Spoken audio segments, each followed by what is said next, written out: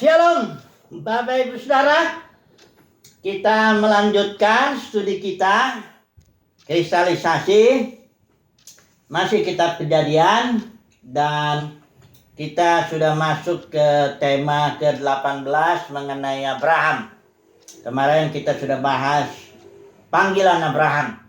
Apa maksud panggilan Abraham? Yaitu bahwa Tuhan mau mendirikan kerajaannya di muka bumi ini, menegakkan kerajaannya melalui seorang yang keturunan Abraham, ya, dalam bentuk tunggal itu, yaitu Mesias.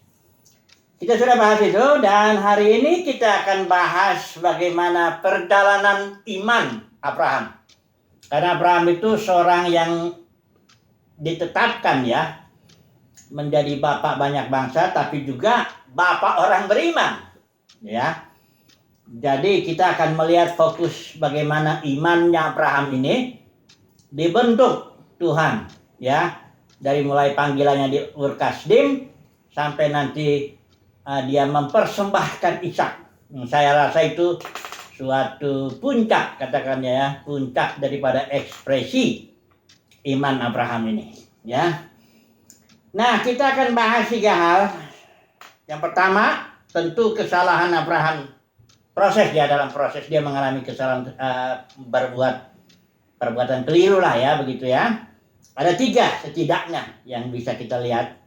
Kemudian kita akan bahas mengenai bagaimana Abraham membangun hubungan dengan Tuhan, yaitu mengenai mezbah. Dia bangun mezbah, ya, beberapa kali dia bangun mezbah. Kemudian ada juga perjanjian sunat, ya, kita akan lihat sebentar. Kemudian yang ketiga tentu kita akan bahas mengenai tindakan iman Abraham, ya, puncaknya itu ketika dia mempersembahkan Ishak. Jadi kita akan bahas 3 poin ini kalau bisa, ya. Dan sebelumnya kita ingatkan dulu bahwa Tuhan punya pengelolaan kerumah tangganya. Itu yang sering kita bilang oikonomia. Istilah ini ada di dalam Timotius itu, yaitu yang berasal dari istilah oikos, rumah, dan juga nomos. Jadi dikatakan di situ ke rumah tangga ini oikos dengan nomosnya peraturan, ya. Oikos itu rumah, jadi peraturan ke rumah tanggaan Elohim. Dikatakan di situ yang ada dalam iman. Jadi artinya Elohim mengatur rumah tangganya dalam setiap periode. Itu selalu ujung-ujungnya Tuhan minta iman, ya. Saya membagi periode itu menjadi 7. Yang pertama periode saya menyebutnya dispensasi Adam.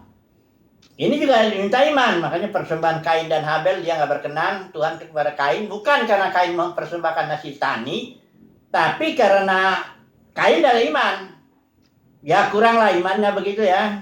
Habel ini yang beriman, ya, makanya di pahlawan Ibrani 11 Habel. Kemudian dispensasi Abis Adam itu Nuh. Itu juga iman, ya, dia mempersembahkan dan Tuhan berkenan.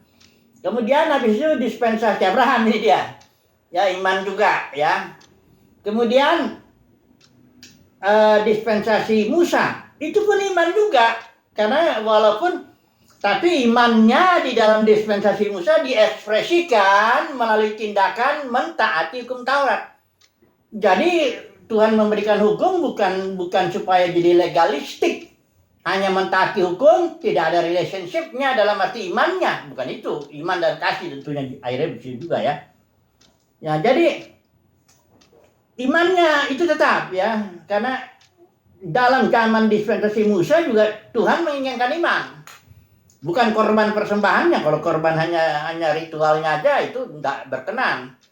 Kemudian dalam dispensasi yang sekarang saya menyebut dispensasi saat ini itu para pemenang. Karena gereja sudah jatuh, Tuhan cari para pemenang itu juga iman. Yang diekspresikan dalam ketaatan mengikuti pimpinan roh atau mengikuti hukum roh. Karena di zaman ini, para pemenang adalah orang-orang yang beribadah dalam roh dan kebenaran. Bukan dalam aturan-aturan agamawi dalam dunia kekristenan yang sudah jatuh ini, ya. Bukan itu. Kemudian nanti dalam dispensasi kerajaan tentu iman, dan dalam dispensasi langit dan yang baru yang ke-7 itu juga iman. Nah, mari kita melihat dulu kesalahan Abraham, ya. Tidak usah kita baca-baca ayatnya, nanti terlalu banyak waktu kita terbuang. Tapi yang jelas Abraham ketika dipanggil, ini kesalahan pertama. Abraham ketika dipanggil dari Ur Kasdim, ya ini kalau kita bayangkan ini Ur Kasdim daerah Irak itu, dia jalan ke sini Haran, nanti dia turun ke sini, inilah tanah perjanjian Palestina itu. Waktu dia dipanggil di Ur Kasdim, dikatakan di sana bahwa Abraham, tinggalkanlah rumah bapakmu, sanak saudaramu, negerinya juga. Abraham waktu keluar dari Ur Kasdim, itu kepemimpinannya sepertinya Terah yang ini. Karena dikatakan di situ Terah membawa Abraham itu berjalan menuju Kanaan, ya. Jadi Abraham tidak sepenuhnya taat. Itu sebabnya ketika Abraham berjalan sampai di Haran, menetaplah dia di Haran, dikatakan di situ. Menetap artinya perjalanan imannya mentok, mandak, karena Abraham tidak sepenuhnya taat. Dan karenanya usia Abraham dari mulai Ur Kasdim sampai Haran tidak dihitung. Karena dikatakan di sini dalam Kejadian pasal 12 ini dibilangkan di sini ya. Dikatakan di sini, jalan dulu. Lalu pergilah Abraham seperti yang difirmankan Tuhan kepadanya, dan Lot pun ikut bersama-sama dengan dia. Abraham dikatakan di sini berumur 75 tahun ketika ia berangkat dari Haran.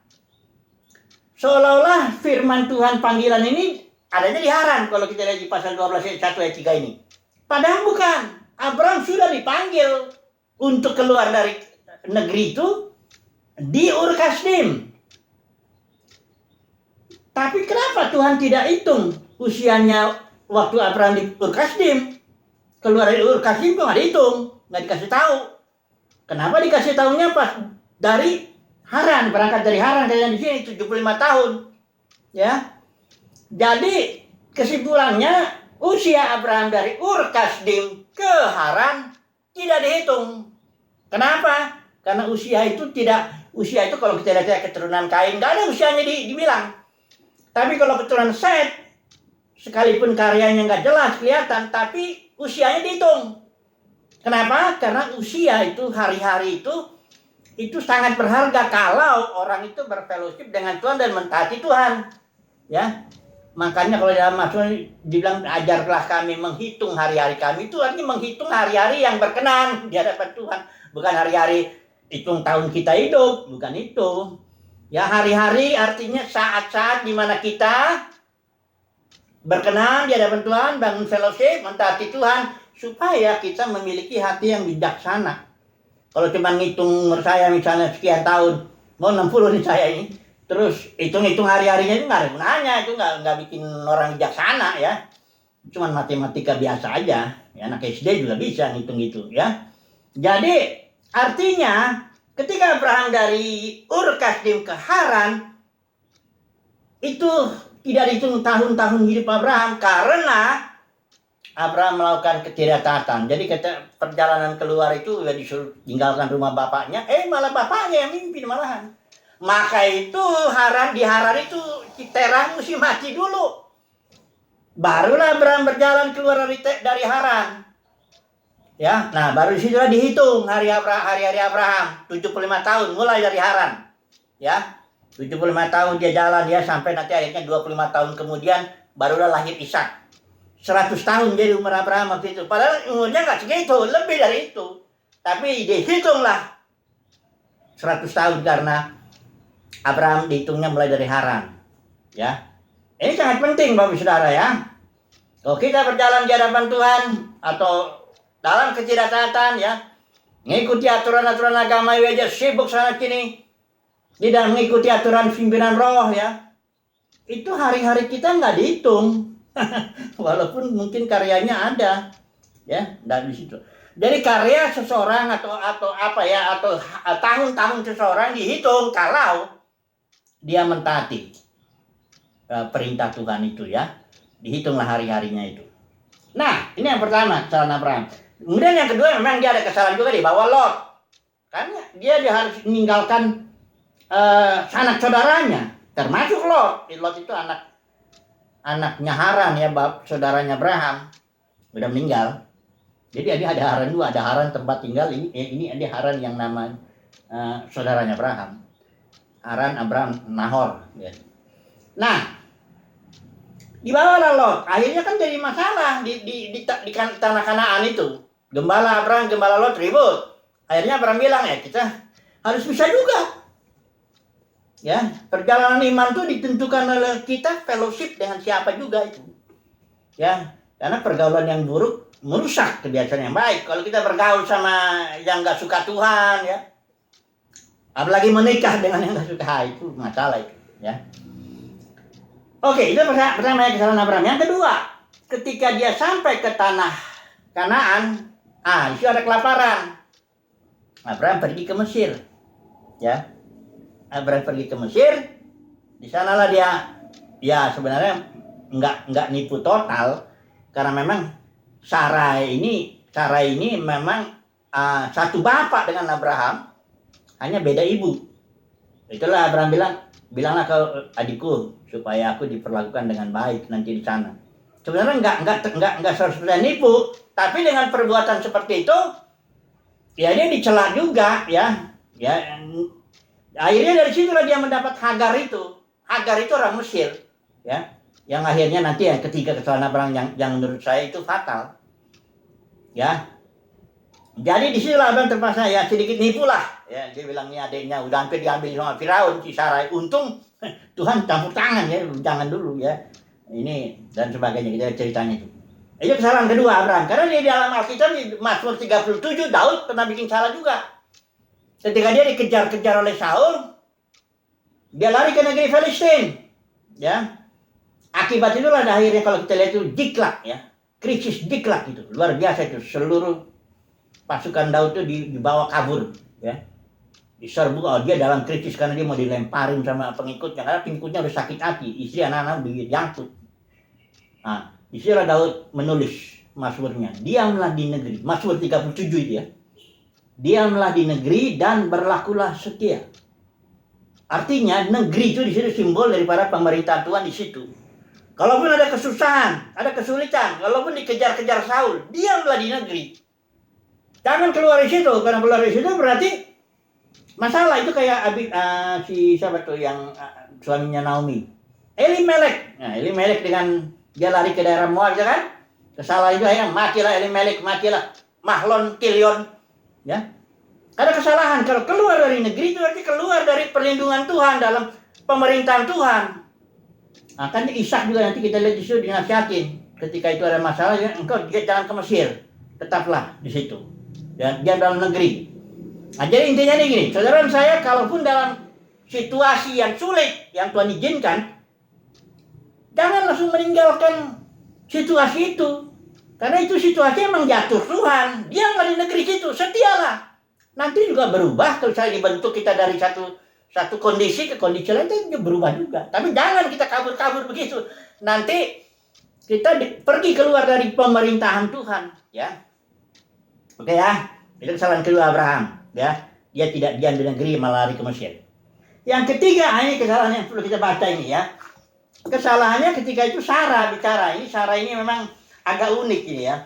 Kalau saya pelajari ini Sarah ini ya, tidak ada kelihatan perbuatannya yang mengekspresikan imannya lah ya. Sarah ini. Ya.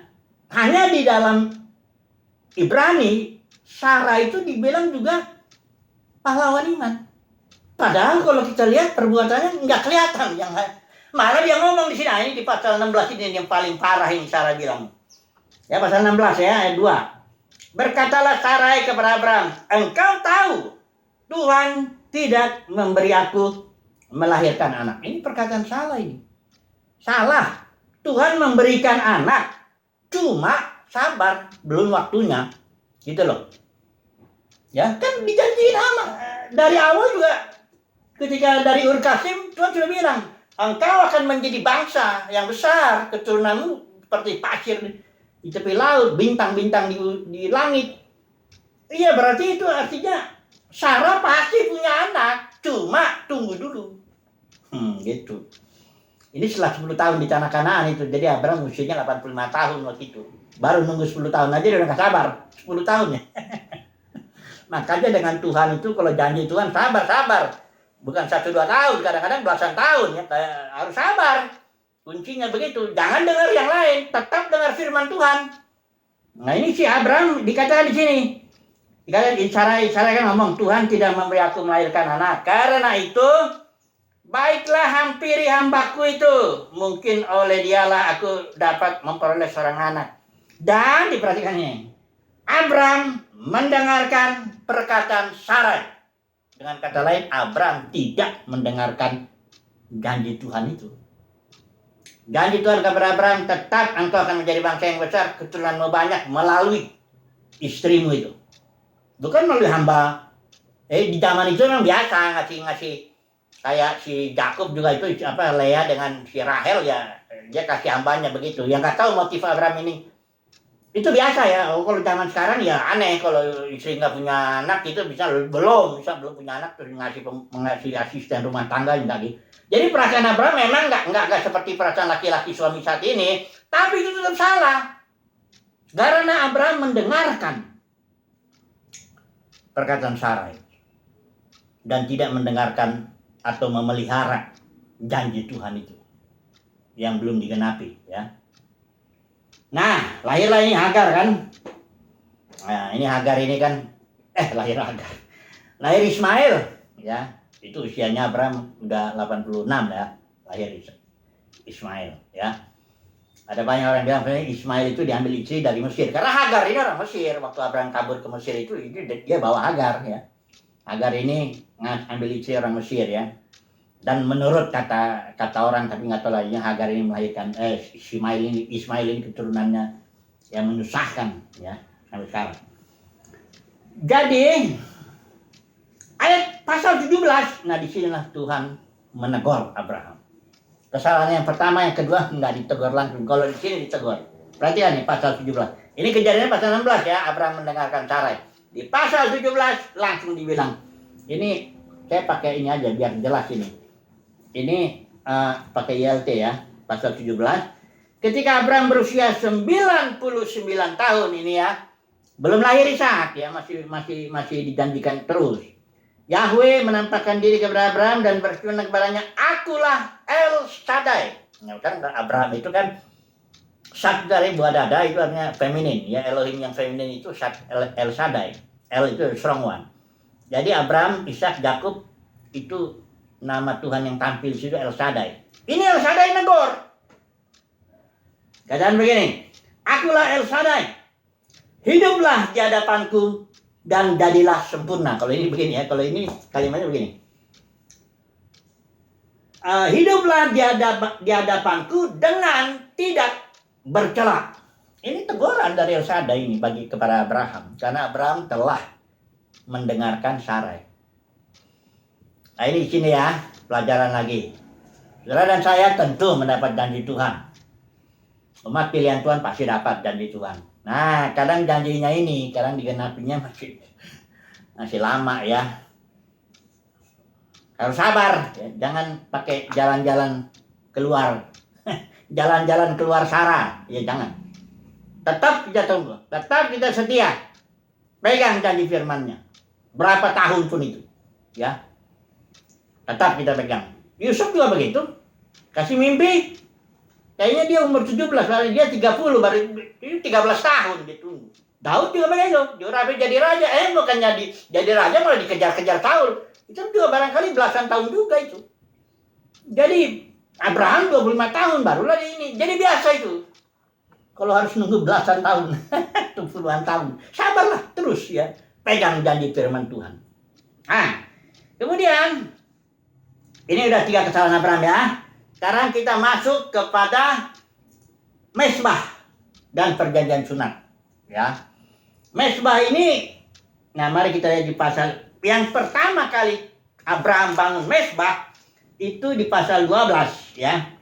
Waktu Abraham jalan dari Haran, terus dia masuk ke tanah Palestina itu yang namanya Sikem. Kota itu ya, nama Sikem. Di situ dia bilang dikatakan di sini pasal 12 ayat yang ke-7 ya. Ketika itu Tuhan menampakkan diri kepada Abraham. Dia berfirman, aku akan memberikan negeri ini kepada keturunanmu. Jadi begitu Abraham berjalan ya, memang Tuhan tuh selalu menjanjikan dia berulang-ulang ya. Supaya apa? Dari firman itu lahirlah iman. Karena iman itu timbulnya dari firman. Dan firman itu janji Tuhan biasanya nggak sekali diucapkan Tuhan lagi ya. Pertama di Ur-Kasdim, dibilang kau akan jadi bangsa yang besar ya.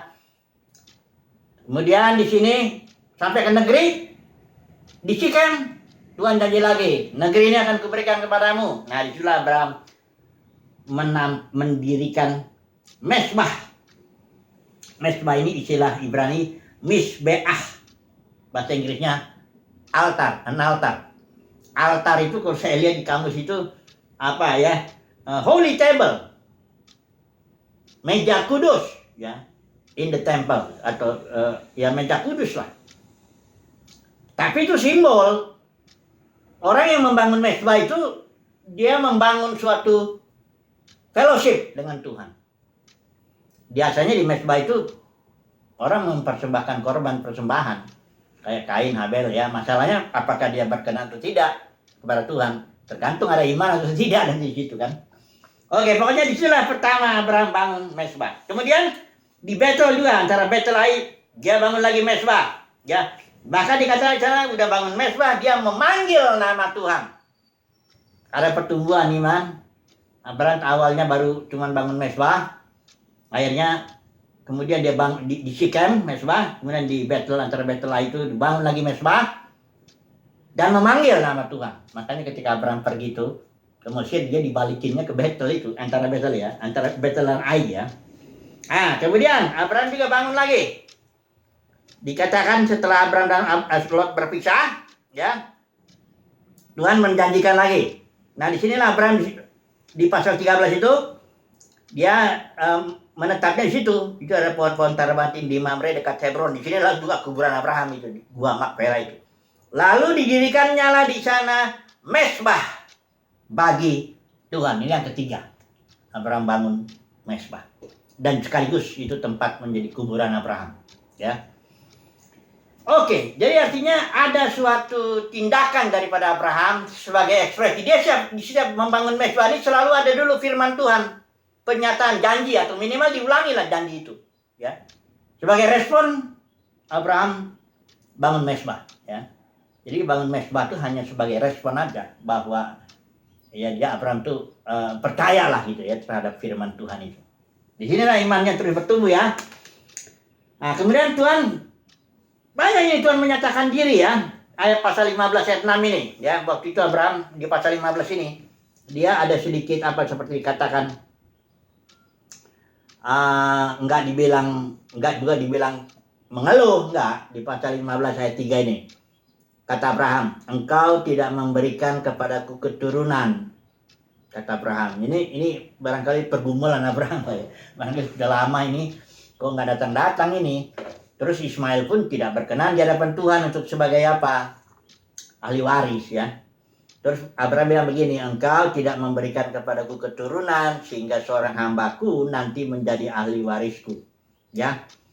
Terus ayat 4, orang ini tidak akan menjadi ahli warismu, melainkan anak kandungmu. Yang dimaksud anak kandung itu yang lahir dari istri Abraham yaitu Sarah. Ya. Kemudian ayat 6, nah di sini dia.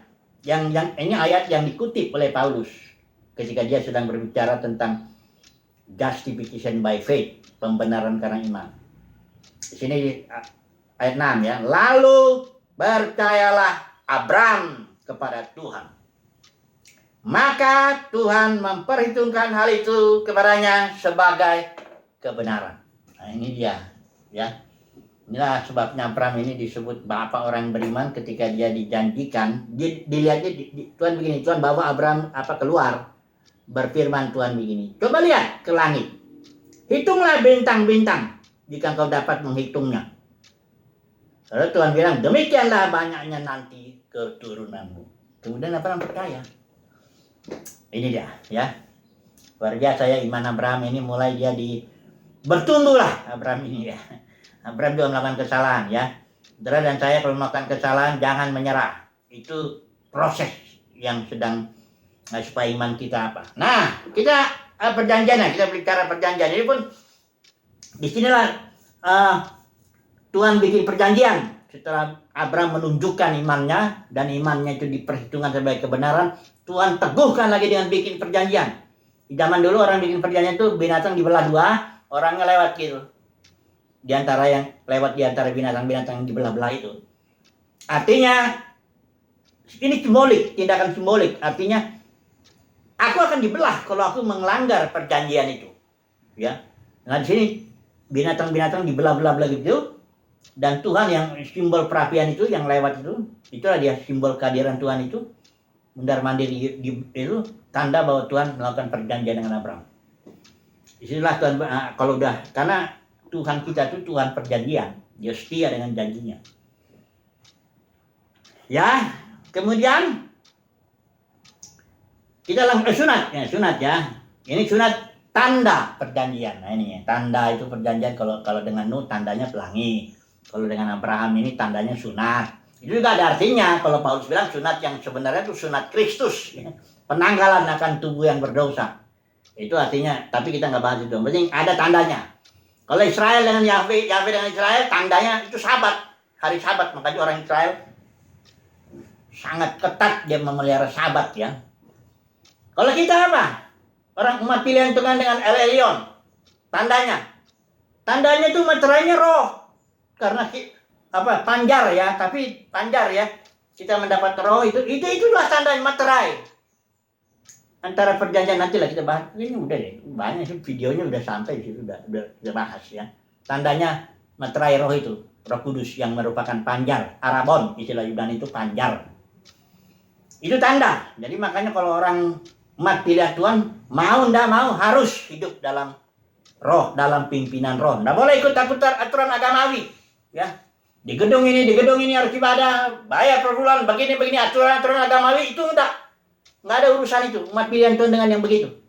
Umat pilihan Tuhan urusannya cuma satu, tanda itu harus dijaga, itu tanda perjanjian, yaitu materai roh. Ya.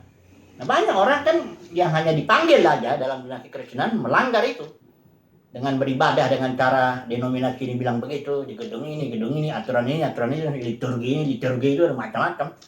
Kredo lagi semuanya ya. Gak boleh itu ya. Umat pilihan Tuhan pasti gak mau itu. Karena itu bukan tanda perjanjian. Ini sangat penting ini tanda perjanjian. Karena Tuhan bilang kalau ada di keluarga dari rumahmu orang yang gak disunat, artinya melanggar tanda perjanjian, harus dimusnahkan. Sama ketika tanda itu Sabat itu. Zaman Musa itu ada orang dia bilang hari Sabat gak boleh cari api. Cari kayu api dia mati langsung. Karena tanda itu hati-hati. Nggak main-main itu tanda perjanjian itu. Makanya dalam perjanjian baru ini, zaman sekarang ini, umat pilihan Tuhan pastilah dia mentaati pimpinan roh, ibadah dalam roh dan kebenaran. Karena itu tanda, nggak main-main itu. Kalau dilanggar ya mati. Ya mati rohani ya, tapi nanti lah kelihatannya. Oke lah. Ya, ini sudah hampir habis waktunya. Mempersembahkan Ishak ini belum bisa. Nanti aja kita sambung yang berikut ya. Yang berikut nanti kita sambung. Sekarang kita ambil kesimpulan aja lah ya. Sebenarnya kesimpulannya ini terkait nanti dengan ini. Mempersembahkan Ishak. Jadi untuk saat ini pendeknya Abraham itu bertumbuhlah dalam iman. Melalui pewahyuan firman Tuhan, mengingatkan Tuhan janji-janjinya, dan melalui responnya dia juga dengan membuat mezbah itu, ya. Dia bertumbuh, bahkan dengan pembentukan Tuhan ketika dia juga mengalami kesusahan ya dan sebagainya. Oke, sampai dulu nanti kita sambung lagi besok. Haleluya, amin.